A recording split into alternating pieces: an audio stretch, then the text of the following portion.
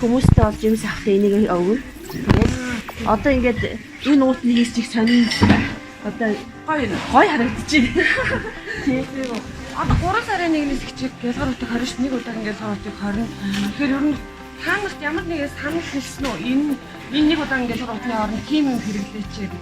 Тим юм байхгүй. Ерөнхийдөө хэвлэл мэдээлэлээр бол 3 сарын 1-ээс гялгар энэ гялгар тарыг хэрэглэж болохгүй гэсэн юу сураг ажиг бол авчаад байгаа гэж чинь. Надад эвтэйхэн их зүгээр юм шиг байна шүү дээ. Энд чи одоо тэгэл нөгөө хог болоод хаягдсан тэгээд нөгөө хэдэн зуун ямар нэгэн хадгалагддаг гэж яриад байгаа шүү дээ. Удаан хугацаанд хадгалагддаг гэж. Энэ бол эко эргээд угаагаад хэрэглэх боломжтой юм шиг санагдлаа надад миний хувьд.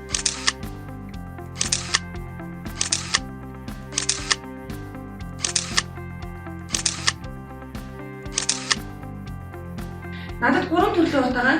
Түрүү хэлсэнтэй энэ нэлээд зузаан өргөн нь 33, өндөр нь 35, 3 жилийн даацтай юм таар ут байна.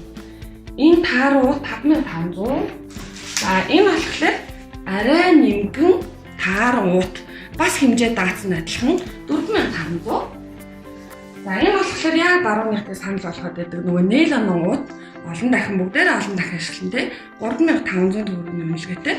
За ингээд та нар маань бүгдээрээ ингээд уут нэг айл ядаж нэг юм 2 3 ууттай болчих юм бол бидраас гарах гялгар уутны хог эрс багасах юм байгаа маа. Ер нь бол би манай хоггүй Монгол төрийн бас байгууллага гялгар уутны Монгол хөтөлбөрөөр сүүлийн 2 жилийн хугацаанд гялгар уут өндөр хорн болоо гэрлээ шүү дээ. Тэгээд зүгээр хоосон яриад өнгөрөх биш.